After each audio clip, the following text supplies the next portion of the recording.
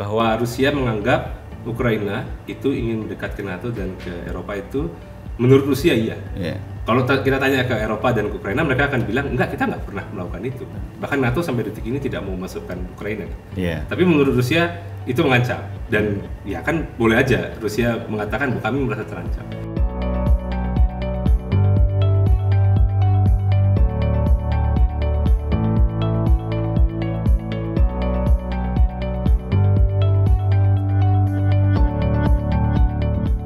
Pemirsa Gatra TV, kembali lagi kita di acara podcast dan juga sekarang ada special interview sebenarnya.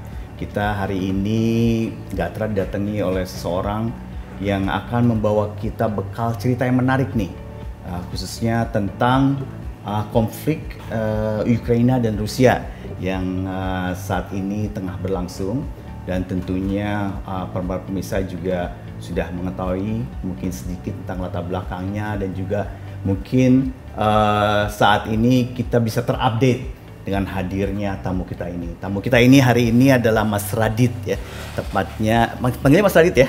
Oke, Radit. Tapi lengkapnya Mas Radityo Dharma Putra ya. Beliau ini adalah pengajar, staf pengajar di Universitas Airlangga. Jadi beliau juga mendapat pendidikan master dan doktoralnya di mana Mas? Di University of Tartu di Estonia. Estonia, wow, jauh juga Mas. Berapa lama di sana Mas? Saya di sana dari 2000, master itu 2015-16. Oh ya. Lalu PhD 18-22. Wah, congratulations. Dingin banget Mas Estonia kan ya? Suka beda Eropa? 25. Oh iya. Kadang-kadang. Oke, jadi kita bicara kepada yang ahlinya nih sebenarnya dalam konteks geopolitik di kawasan Eropa Timur. Jadi tadi kita sudah ngobrol sebentar. Latar belakangnya hadir di sini adalah Mas Radit ingin menceritakan sedikit tentang pengalamannya menjadi delegasi dan membawa beberapa masyarakat Indonesia untuk lebih mengetahui keadaan Ukraina saat ini ya. Mungkin kita mulai start off aja dengan kita kasih sedikit gambar sedikit ya Mas ya, karena kan ini Ukraina Rusia ini sedikit ketutup nih sama kejadian-kejadian yang lain yang ada ya, betul. Baik pemilihan umum akan datang 2004, terus juga isu Palestina ya, betul. Dan Israel, jadi agak sedikit tutup nih. Zelensky juga agak kesel sebenarnya tapi nah jadi mungkin kita bisa dikasih sedikit latar belakang menurut pandangan Mas Radit ya, isu di Ukraina itu sebenarnya bagaimana sih bisa terjadi seperti yang sekarang ini, ataupun juga saat ini seperti apa, dan kelihatannya ke depan seperti apa. Mungkin bisa dikasih gambaran dulu para pemirsa sehingga nanti kita bisa ngobrolnya lebih santai lagi. Ya, jadi yang menarik adalah yang kita tahu terutama di Indonesia itu kan perang Rusia Ukraina ini sudah terjadi dari tahun lalu ya, 2022, 24 Februari. Saya Google tadi tepatnya hari ini tuh 667 hari. Oh pas ya, 667 hari. Menurut dari ini ya, dari Google.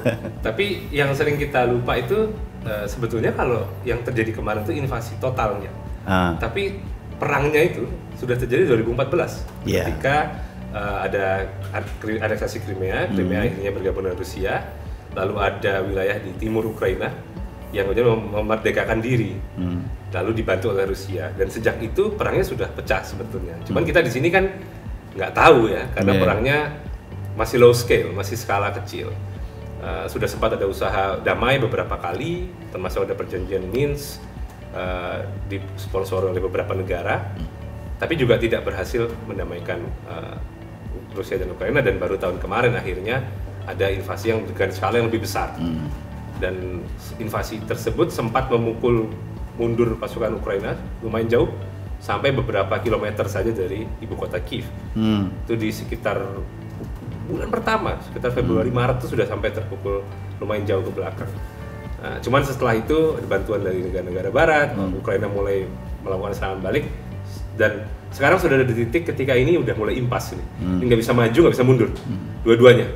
Dan nggak ada pergeseran wilayah lagi. Yang di timur tetap dikuasai Rusia, timur sama tenggara. Crimea dan yang lain dipegang Ukraina. Dan Kalau ini Kiev, terus. kalau Kiev itu berapa kilometer dari perbatasan Rusia? Kiev itu saya nggak terlalu hafal ya berapa tapi kilometer, tapi lumayan dekat dengan yang utara. Iya, nggak terlalu timur ya, agak di tengah dia. Ya, dia agak di tengah.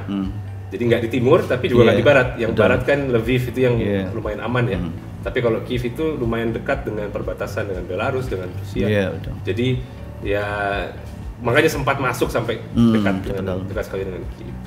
Dan kalau kita lacak mundur sebenarnya perbedaan pandangan antara Rusia dan Ukraina, konflik-konflik ini sudah diawali sejak lama sekali ya. Kalau ditarik sejarahnya, tidak hanya dari sejak Ukraina merdeka, kalau tarik mundur lagi di zaman Soviet, tarik mundur lagi zaman Lenin, Stalin, kita nggak selesai-selesai. Itu memang selalu ada konteks, selalu ada konteks yang berbeda, pandangan yang berbeda, cara pandang terhadap identitas yang berbeda. Orang Rusia menganggap Ukraina itu saudaranya, Ukraina nggak mau merasa bukan saudara dari Rusia. Mereka tuh berbeda bangsa ya, maksudnya? Mereka ada kesamaannya, tapi bahasanya misalnya bahasa ya, bahasa mereka tuh orang Ukraina paham bahasa Rusia karena mereka harus pakai itu di zaman Soviet. Tapi orang Rusia begitu bahasanya sudah benar-benar Ukraina, banyak yang nggak paham. Saya belajar bahasa Rusia. Saya sampai sana, saya baca tulisan-tulisan mereka, saya baca menu gitu. Beda ya? Kok ada yang beda ya? Ini apa ya ini? Ini makanan apa ini? Saya tanya dulu. Ternyata memang itu istilahnya istilah Ukraina. Kita nggak tahu. Yang belajar bahasa Rusia nggak tahu. Kalau huruf sama. Cuma ada beberapa yang beda, yang kayak huruf I-nya agak beda. Tapi katanya itu beda. Jadi kayak vodka dalam bahasa Rusia vodka. Dalam bahasa Ukraina itu hurilka. Beda. Ada hubungannya itu kan, dua kata yang sangat berbeda gitu, dan akar katanya pun beda. Jadi ini konflik yang jauh lebih dalam daripada sekadar yang sering kita dengar ya kemarin soal Barat, soal NATO. Ini konfliknya jauh lebih dalam lagi. Ini soal identitas, soal bahasa, soal sejarah mereka dari ratusan tahun yang lalu. Jadi kompleks. Itu jadi bukan hanya terjadi pada kemarin aja ketika katakanlah kalau media barat kan menyebutnya invasi Rusia ke Ukraina, tapi ternyata ada sejarahnya, dan alasannya itu kan salah satunya yang menjadi pembelaannya Rusia adalah bahwa Ukraina ini mendekati Eropa, timur barat ya, dalam arti NATO lah ya, sehingga keamanannya Rusia terancam dari NATO lah ya. Apakah itu memang alasannya satu-satunya yang saya nggak pernah percaya bahwa hanya ada satu alasan ya. Bahwa itu salah satu alasan bahwa Rusia menganggap Ukraina itu ingin mendekat ke NATO dan ke Eropa itu menurut Rusia Kalau kita tanya ke Eropa dan ke Ukraina, mereka akan bilang enggak, kita nggak pernah melakukan itu. Bahkan NATO sampai detik ini tidak mau masukkan Ukraina. Tapi menurut Rusia itu mengancam, dan ya kan boleh aja Rusia mengatakan bahwa kami merasa terancam. Itu satu alasan. Alasan lainnya pasti macam-macam. Putin sejak awal dia jadi presiden sudah sempat bilang bahwa Ukraina itu bagian dari Rusia. Itu sudah lama. Narasi bahwa Ukraina itu bagian dari bangsa besar Rusia itu sudah lama.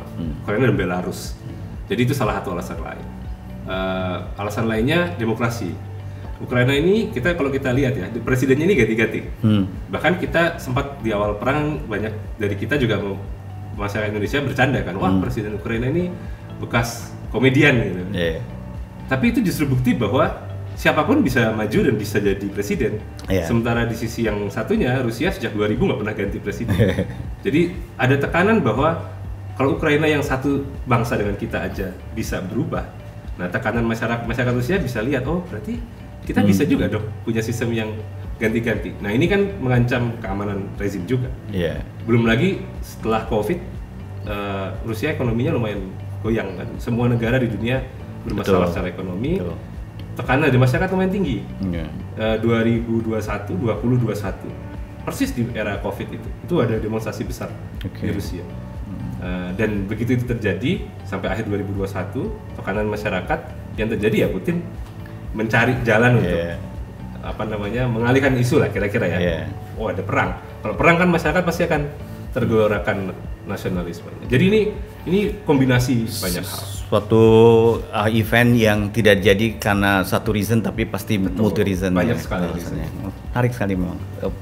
Untuk membicarakan masalah Ukraina Rusia itu sebenarnya bisa panjang. Nah, aku tuh pengen tahu Mas Radit kesana kemarin, saya dengar Mas Radit sempat berkunjung ke Ukraina. Betul. Kemarin nih, nggak berapa lama. Baru balik tanggal berapa kemarin? Hari Rabu. Oh iya, baru banget. aja. Berapa lama di sana, Mas? Di sana sekitar 8 sampai 10 hari kita. Perjalanannya sekitar 2 hari. Ada pesawat langsung ke Ukraina gitu, Mas? Enggak ada. Jadi apalagi saya dari Surabaya. Dari Surabaya, mana? Jakarta kita ke Doha ke Warsaw di Polandia. Wah, lalu dari negara Polandia, lewat negara itu ya? Dari Polandia kita naik minibus. Oh, Minibus jadi kecil. kalau flight tuh langsung ke Kiev belum ada Saat atau ini belum ada. udah nggak ada? Jadi ya karena bandara juga sempat hancur ya. Iya. Bandara Borispol itu hancur. Oke. Karena serangan Rusia. Heeh. Akhirnya sampai detik ini juga tidak aman ya kalau ada pesawat lintas, sementara tiba-tiba ada rudal Iya, masuk kan repot nggak juga. enak. Jadi akhirnya harus lewat darat. Oke. Jadi opsinya tuh lewat naik kereta atau naik mobil. Nah, Oke, kita jadi naik mobil. dari Warsaw. Dari Warsaw kita naik mobil sekitar 3 jam ke perbatasan, lalu kita nyebrang. Di perbatasan nggak ada masalah. Nggak ada, kalau dari delegasi sama sekali nggak ada masalah, kita aman. Yang jadi masalah paspor visa saya ternyata tanggal lahir saya geser sehari. Jadi kayak dia cek Oh gitu, nggak ada sesuai gitu. Tapi oke lah, dia oke, saya dibolehkan masuk, saya udah, waduh, salah sehari. Tapi ternyata nggak, aman. Salah ketik. Aman, kita masuk, nggak banyak pertanyaan juga. Oke. Masuk ke Ukraine, lalu kita bermalam. Ada di berapa Lviv. orang? Oh, Kita sorry. ada sekitar rombongan itu ada delegasi ada sekitar 6 orang mewakili beberapa kelompok masyarakat di Indonesia. Oke. Ada dari MUI, MUI, Ulama Indonesia, Majelis Ulama Indonesia. Ada Pak Wasekjen MUI, ada salah satu komisi hubungan luar negerinya MUI juga. Lalu ada dari Basnas, Penanaman Zakat Nasional ya, wakil ketuanya juga hadir bersama kita. Lalu ada staf ahli dari Komisi 1 DPR. Oh, oke. Dia juga ikut bersama kita dan ada 2 dosen. Satu saya dari Erlangga Surabaya, satunya lagi dari Universitas Pembangunan Jakarta kalau tidak salah. Tujuannya apa? Maksudnya tujuannya dan kalau saya lihat sih ini itu lebih kepada masyarakat ya Indonesia ya yang ingin Jadi masyarakat sipil di Indonesia ya. Oke, masyarakat sipil ya. Pertama sebetulnya tujuannya yang apa? ingin tahu. Jadi terutama bagi bapak-bapak yang dari MUI ya. Kebetulan kalau karena saya sudah lama di Estonia, kajian saya tentang Rusia, Eropa Timur. Jadi saya lumayan dari awal sering nulis dan sering ikuti perkembangan. Tapi kan seperti disebut tadi kan, sekarang udah nggak banyak yang menyimak lagi. Udah mau 2 tahun kan. Jadi akhirnya delegasi ini target pertamanya adalah langsung ketemu dengan masyarakat Ukraina, ingin tahu gimana sih sebetulnya situasinya di sana, bagaimana masyarakat hidup sehari-hari itu seperti apa. Kita ketemu dengan korban perang, kita ketemu dengan NGO, LSM yang mengurusi soal anak yang hilang, kita ketemu LSM yang mencoba menggalang dana kemanusiaan, macam-macam. Lalu kita ketemu pemerintahan juga. Kita ketemu akademisi tentunya dari universitas, kita ketemu pemimpin-pemimpin Muslim di Ukraina dan Crimea, ngobrol panjang kita, termasuk kita mengunjungi wilayah-wilayah yang sempat hancur lebur ketika serangan pertama, ketika sampai ke sekitar Kiev. Itu kita datang ke sana, sempat ngobrol banyak dan akhirnya jadi banyak tahu kan situasinya seperti apa sebetulnya. Jadi lihat sendiri. Sama ini kan kita dengar dari berita, dan berita itu noise-nya banyak sekali kan, apalagi dari media sosial. Kita tahu situasinya mungkin tidak sedramatis itu, tapi juga tidak sebaik itu situasi. Akhirnya kita sampai sana, kita lihat sendiri. Itu tujuan pertamanya. Tujuan berikutnya ya tentu terus habis ini kita mau menggalang kerjasama atau enggak. Apa yang bisa dibantu oleh masyarakat Indonesia kan? Apa juga yang bisa tidak hanya membantu, tapi kita bisa belajar apa dari situasi di Ukraina. Terus terang kita banyak kagumnya ya sama mereka bisa bertahan di tengah situasi seperti itu. Dan kita punya banyak janji kemarin, banyak rencana ke depan kerjasama macam-macam. Nanti mungkin kita bahas lebih lanjut kali ya. Oke, jadi dalam konteks ini adalah kalau pemerintah Indonesia memang dari dulu Bapak Jokowi melihatkan bahwa niat kita untuk mendamaikan nih kedua belah pihak ini ya. Dan tentunya sudah ada delegasi yang yang sampai ke Moskow ataupun juga ke Kiev, itu pasti pemerintahan, itu government to government. Nah, jadi dalam hal ini konteksnya Mas Raditya ini bersama teman-teman itu lebih kepada kalau aku bilangin people to people kali ya, masyarakat betul, ya. masyarakat dengan Jadi masyarakat. di sini dalam hal tidak mengatasi perang, tapi justru membantu masyarakat itu mengatasi keadaan seperti yang sekarang yang mereka hadapi, kesulitan yang mereka hadapin ya.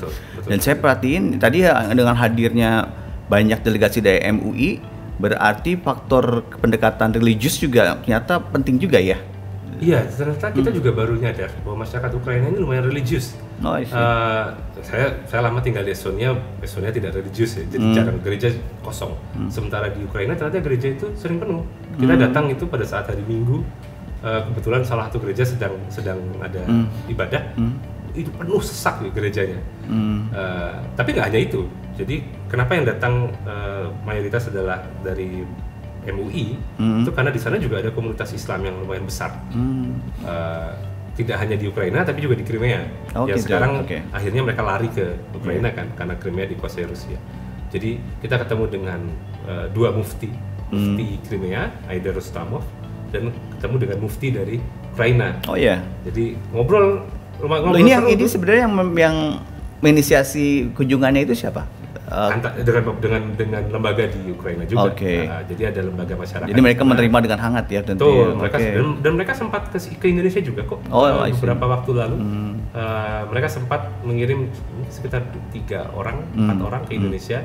Nah ini kunjungan balasan. Kita kan sama-sama dari masyarakat.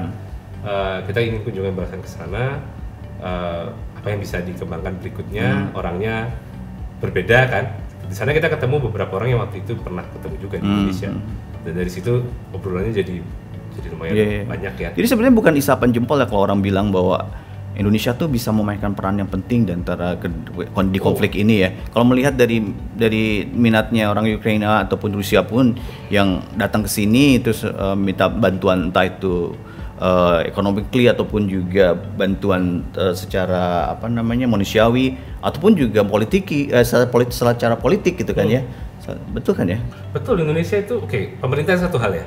Pemerintah itu terbatasi dengan prinsip-prinsip dasar Indonesia, tidak mau memihak misalnya ya, tapi juga di saat yang sama mendorong perdamaian.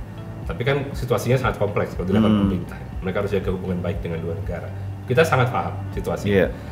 Sementara masyarakat tuh lebih bebas. Masyarakat tuh bisa bertemu dengan sesama masyarakat, melihat langsung, coba berkontribusi, dan mereka menghargai banget, sangat menghargai apa yang kita berani datang. Itu pertama ya, penghargaan besar dari mereka adalah di tengah situasi ketika pasti ada rudal, kita harus lari-lari setiap berapa hari, tiap 2 hari sekali. Kalau ada 1 hari itu kita sampai 5 kali harus lari dari kamar hotel, dari tempat meeting ke bunker. Mereka minta maaf berkali-kali. Mohon maaf ya, kejadiannya seperti ini. Kita juga minta maaf, orang Indonesia kan seringnya minta maaf ya. Mohon maaf, kami terlambat datang. Oh nggak apa-apa, yang salah cuma satu, itu yang nyerang di Rusia.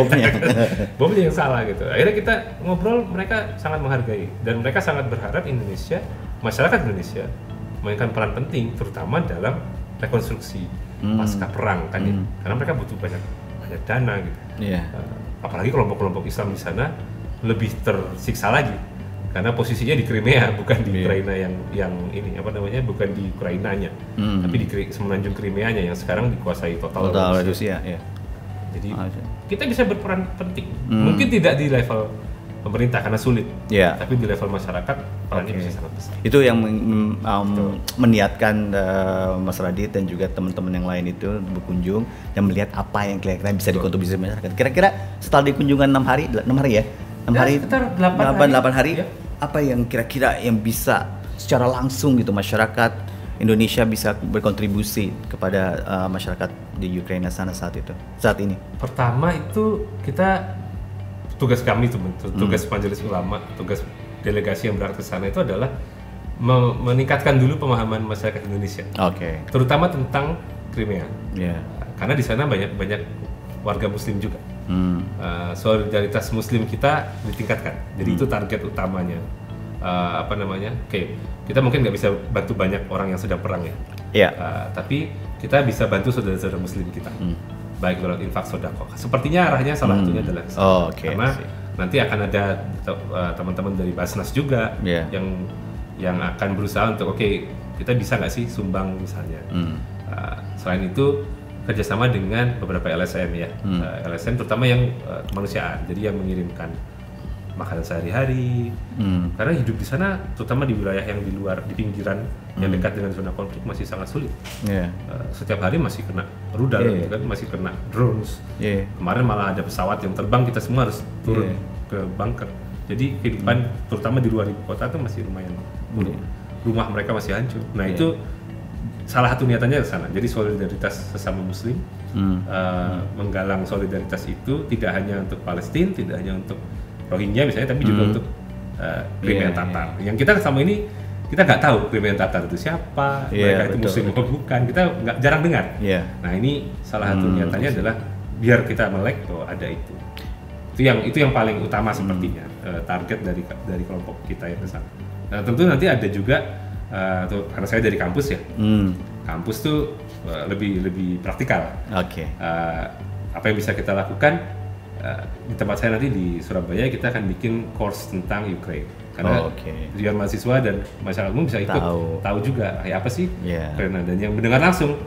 Bukan saya yang ngajar, tapi nanti teman-teman dari Ukraina yang akan mengajar. Di saat yang sama mereka juga butuh tahu tentang Indonesia dari orang Indonesia langsung.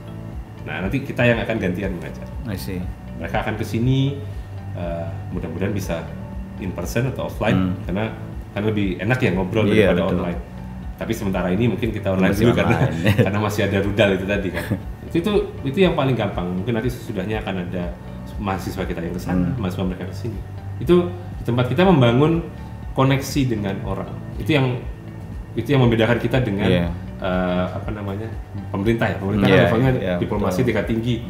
Kita levelnya membangun koneksi dengan. Karena pada kenyataannya dalam keadaan berperang ini, Ukraina itu memang berjalan sehari-harinya pemerintahannya itu dengan dana bantuan luar negeri ya, Mas ya? Betul. Jadi ya mereka dananya tersedot untuk urusan perang. Untuk bertahan dari serangan tuh dananya habis. Jadi tentu mereka butuh banyak bantuan dana. Selama ini yang membantu kan negara-negara barat ya. Kita tahu sendiri, Amerika Serikat, negara-negara Eropa. Tapi saya dengar di Indonesia juga turut membantu. Indonesia sekarang sudah turut membantu. Kemarin kita bertemu dengan Pak Dubes Indonesia di Ukraina di Kiev. Kita sempat dijamu makan malam di rumahnya. Beliau bilang bahwa sudah ada komitmen, sudah ditandatangani dari pemerintah Indonesia untuk mengirim $5 juta untuk membangun kembali. $5 juta lumayan ya. Besar tuh untuk ukuran bantuan tuh besar. Membangun kembali rumah sakit di salah satu wilayah yang namanya Chernihiv. Di wilayah yang hancur juga karena rumah sakit. Jadi ya kita kan bantunya gitu ya, rumah sakit. Kita punya rumah sakit di Gaza kan, bangun rumah sakit juga di Chernihiv. Dan itu mereka butuh, karena mereka butuh bantuan kemanusiaan. Tentu mereka butuh bantuan militer, tapi kita kan tidak bisa kalau soal itu ya. Karena akibat dari perang itu kan semua kebutuhan masyarakat sudah juga hancur ya. Seperti sekolah, tadi rumah sakit, ya pastinya rumah ibadah juga termasuk. Udah gitu rumah-rumah penduduknya juga gitu. Jadi salah satu yang kemarin kita kunjungi itu adalah warga yang kehilangan rumahnya hancur karena serangan itu. Lalu ada NGO bersama dengan pemerintahan dari banyak negara membangunkan rumah. Jadi mereka ada NGO yang bikin kayak rumah model kecil gitu ya. Mereka bisa tinggal sementara. Tapi ada NGO lain yang membantu membangun rumahnya. Rumah seperti rumah lamanya. Agar bisa ditinggali, karena orang sana tinggalnya sama kayak kita. Tinggal tuh satu keluarga besar. Jadi dia tinggal tuh tidak hanya dengan anaknya, tapi dengan menantunya, dengan cucunya, itu juga satu rumah. Jadi satu rumah tuh ada 8 orang, kita juga sama dengan kita. Kalau di barat kan kita taunya tinggal sendiri-sendiri. Ternyata enggak, mereka itu sangat mirip dengan kita gitu. Ada banyak kalau hal yang satu rumah kena itu berapa kepala keluarga yang dapatnya ya. Dan dibangunkan rumah kecil sementara kan dan dingin. Kita kan kadang lupa ya, misalnya tuh kalau udah dingin. Kita ini baru bulan Desember sudah -5, hampir -10. Belum kalau nanti Januari lebih dingin lagi. Nah, butuh rumah yang lebih hangat, lebih besar biar semuanya bisa tinggal. Nah, itu mereka butuh bantuan. Dan kemarin yang sering diungkit adalah ternyata saya juga baru tahu kalau masyarakat Indonesia ini katanya adalah masyarakat paling senang memberi. Jadi katanya ada survei internasional tuh nomor 1 Indonesia, nomor 2 Ukraine. Oh iya. Itu juga baru tahu. Oh iya. Ya. Nomor 2 kita. Nomor 1 kita. mereka. Nomor 1 kita. Jadi paling dermawan. Dermawan lah ya. Mereka bilang, ya kalau dermawan kan siapa tahu bisa nyumbang ke kita gitu. Ya kan tiap Jumatan kita pasti. Kan kita masukin pasti. Dihitung tuh. Iya ya. Jadi memang jadi di sini peranan people to people tuh sangat diharapkan ya. Dalam arti konteks kemasyarakatan di antara kita sama Ukraina ataupun juga negara-negara lain ya, itu sangat penting. Nah, ke depan ini Mas Radit sendiri melihat kegiatan yang kemarin dilakukan berkunjung ke Ukraina itu secara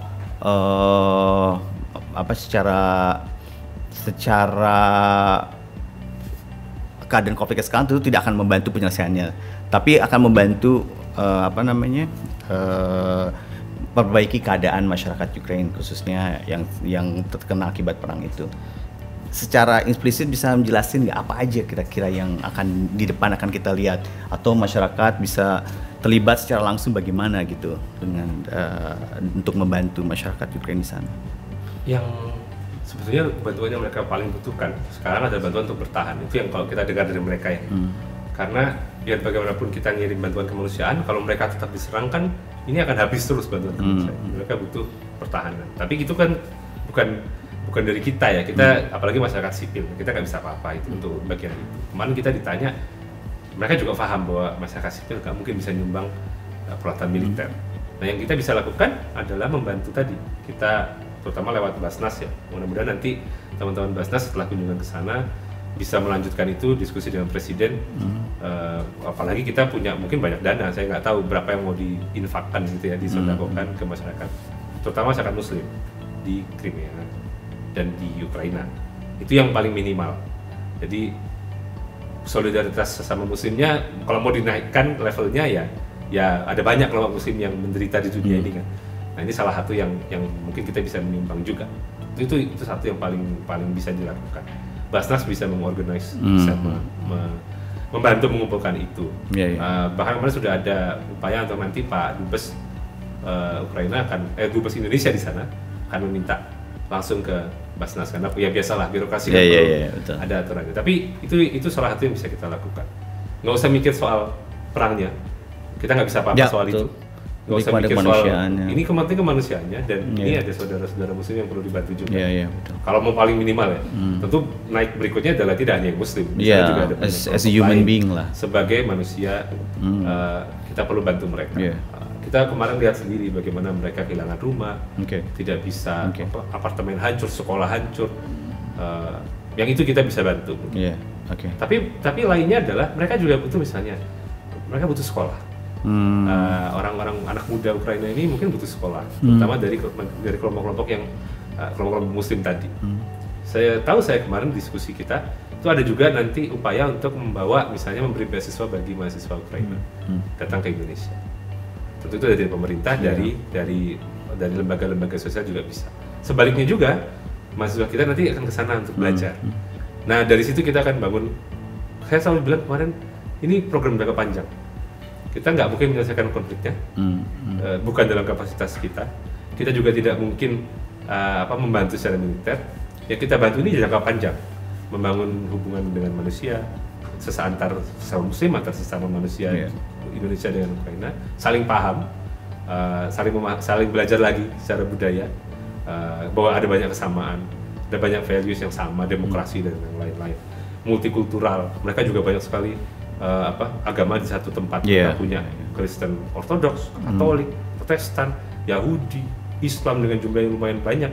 Mereka hidup bareng dan tidak konflik, dan sama dengan kita. Mirip. Nah, itu yang kemarin dipelajari oleh Bapak dari MUI. Bisa hidup ternyata bareng. Ada suatu persamaan juga ya. Nah, kira-kira dari maksudnya secara mungkin kita berjarak jauh ya, tapi tadi cerita-cerita Mas Radit itu ngeliatin bahwa kita sebenarnya ada banyak persamaan juga ya dalam hati kekeluargaan, kemudian juga ternyata tatanan masyarakatnya juga yang multicultural, multi agama, multi religion, multi races, tapi juga masih tetap bisa hidup sebagai suatu bangsa gitu. Nah, itu kesamaan-samaan seperti itu apakah nantinya bisa menjadi suatu apa ya, mengakselerasi lah kerjasama kita gitu. Harusnya bisa. Jadi misalnya salah satu yang juga ternyata sama adalah mereka itu bebas ngomong tentang pemerintah. Kita kan juga bebas ya. Iya. Mau kritik mau apa, kita bisa ngapain aja. Zelensky walaupun lagi di masa perang, masyarakat kecewa ya, nanti ratingnya turun. Disampaikan ya. Akan disampaikan dan ratingnya akan turun. Parlemen kecewa akan disampaikan. Kita sama, jadi kita juga ternyata kita punya values yang sama. Menarik. Nggak jauh berbeda dalam konteks ini. Dan banyak hal yang bisa kita belajar satu sama lain. Tadi multikulturalisme. Di kita juga sama, bahasa juga banyak. Bagaimana mereka memandang ethnic minority, mereka mungkin bisa belajar dari kita bisa belajar dari mereka. Jadi itu bisa mendorong. Kita harapannya kan mulai dari yang kecil, mulai dari yang sederhana aja. Nggak mikir yang besar-besar, perangnya itu kadang kita sulit juga kan masyarakat sipil tadi. Tapi dari nanti kemungkinan besar mereka akan datang ke sini lagi, bawa beberapa ulamanya juga, ketemu dengan para pemimpin agama di sini. Itu teman-teman MUI sudah punya rencana untuk itu, buka puasa bersama dan segala macam. Itu akan membangun hubungan yang dekat. Dari situ aja. Kalau saya dari saling kenal. Selama ini kita nggak kenal. Betul. Jadi kelihatannya sih yang tadi Mas Radi sampaikan, kelihatannya di antara kita sama Ukraine itu kelihatannya ada banyak kemirip-miripan yang mestinya dapat memperlancar kita untuk lebih dekat ya. Kita nggak terlalu berbeda juga, walaupun jaraknya cukup jauh gitu antara kita sama dia. Mas Radi terbangnya berapa lama tuh? Waduh. Secara dari Jakarta ke Kievnya bisa 2 hari ada. Iya betul. Iya kan? 2 hari itu belum jalan daratnya kan. Ada cita-cita lain menarik mungkin untuk ini yang pengen didongengin. Karena ini jarang loh orang yang ke Ukraine. Aku baru kenal Mas Aradit sendiri yang berani jalan ke Ukraine. Kita satu yang jelas yang menarik adalah dari semua rombongan itu nggak ada yang sakit. Oh gitu. Dingin banget. Dingin banget dan nggak ada yang sampai sakit. Desember itu musim-musimnya dingin kan memang ya, Desember Januari. Lagi salju tebel. Dari salju. Datang tuh lumayan salju tebel, suhu sekitar -5, -10 gitu, sempat turun sampai situ. Dan alhamdulillah nggak ada yang sakit dari semuanya. Itu yang salah satu yang paling ini. Terus yang kedua kita datang tuh hari Minggu malam di Kiev, langsung disambut dengan ini alarm. Ada serangan udara. Air raid ya. Drones. Jadi kita harus lari turun jam 3 pagi tuh. 3 pagi baru nyampe sekitar jam 10. Kita langsung tidur istirahat. Saya baru tidur jam 1. Wah. Tiba-tiba jam 3 alarmnya bunyi.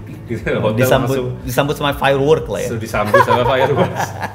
Dan yang paling menarik, agak menakutkan dan menarik adalah ketika kita satu hari itu sampai harus 5 kali kita turun ke bunker.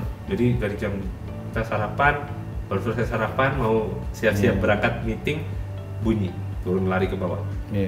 Meetingnya ditunda sebentar, naik ke atas, selesai meeting belum selesai, bunyi lagi, turun lagi kita ke bawah.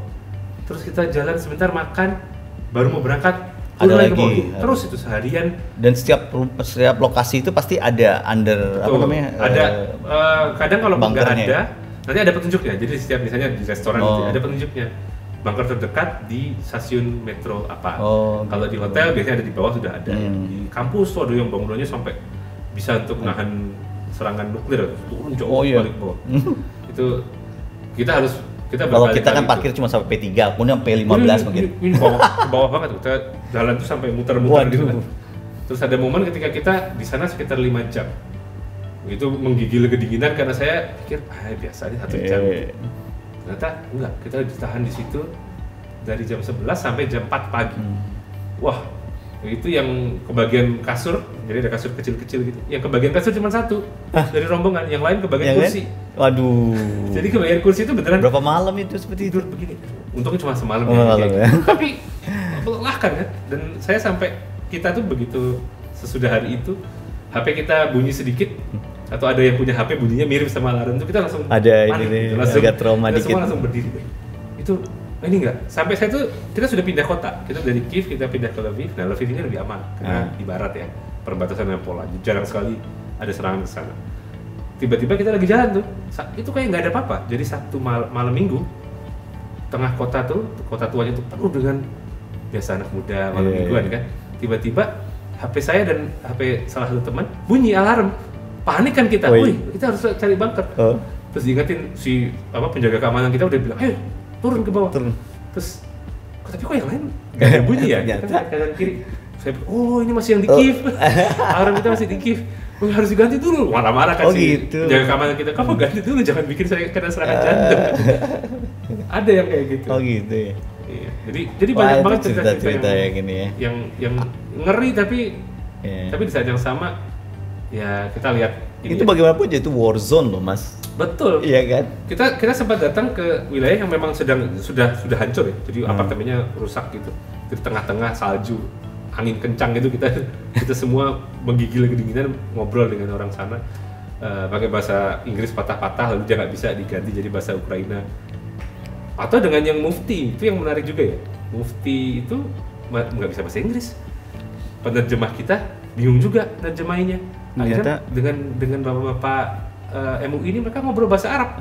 Gitu. Jadi ternyata bahasa Arab ini menyatukan terutama orang-orang yang memang belajar agama ya, belajar tentang Islam, mereka memang pemimpin agama, mereka bisa bahasa Arab walaupun mungkin tidak terlalu lancar. Ya, tapi bagus lah, alhamdulillah komunikasinya bisa baik. Itu yang menurut saya ternyata kita ini di saat seperti ini kita bisa komunikasi dengan cara apa? Menarik sekali Mas Radit. Semoga usahanya Mas Radit dan juga kemarin tim delegasinya yang ke sana membawa manfaat dan juga kedepannya kita bisa mensosialisasikan ya tepatnya ya keadaan di sana seperti apa, sehingga juga kita create suatu keinginan untuk juga berkontribusi membantu masyarakat Ukraina khususnya ataupun masyarakat apapun yang sedang menderita peperangannya saat ini ya. Itu kapan rencananya kembali lagi ke sana? Belum ada lagi rencana. Belum. Musim dingin, abis musim dingin deh. Wah, kebetulan saya dan bapak-bapak yang lain kemarin maunya nggak musim dingin ya. Iya. Aduh, kita biasa hangat. Saya karena sudah 5 tahun di udah biasa aja Timur, itu. Malah saya senang yang dingin-dingin. Wah, ini enak. Saya pulang sampai sini begitu turun pesawat panas lagi. Langsung hawa panas tuh, kita masih pakai jaket semua. Aduh. Salah nih. Tapi ya kita lihatlah. Kita malah pingin sekarang dari mereka. Iya, nanti kalau misalnya mereka dari kunjung balik, mungkin bisa di kontak kami, nanti kita jadi tamu di sini, kita ngobrol lagi. Ataupun juga kalau ada berita-berita lain tentang perkembangan kerjasamanya dengan Ukraina, dengan masyarakat Ukraina di sana, informasikan kepada kita. Nanti kita akan ngobrolin lagi nih, seru nih pastinya. Siap. Terima kasih sekali lagi Mas Radit atas kunjungannya ke Gatra. Ya, nanti kita banyak lagi ngobrol. Siap. Oke, pemirsa Gatra TV, tadi kita bincang-bincang hangat dan santai sama Mas Radit. Wah, saya bangga seharusnya dokter lah ya, Dokter Radit ya. Janganlah, Radit, nggak perlu lah. Dharma Putra ya? Iya betul. Ya, beliau adalah pengajar dari Universitas Airlangga yang kemarin sempat mengunjungi Ukraina untuk menjalin hubungan dengan masyarakat di sana untuk menjajaki kerjasama antar masyarakat ya, people to people antara Indonesia dan Ukraina. Itu dulu, nanti kita sambung di pembicara lainnya dan tamu-tamu lainnya di dalam special interview dan juga podcast Gatra Bicara. Terima kasih atas kebersamaan dengan kita.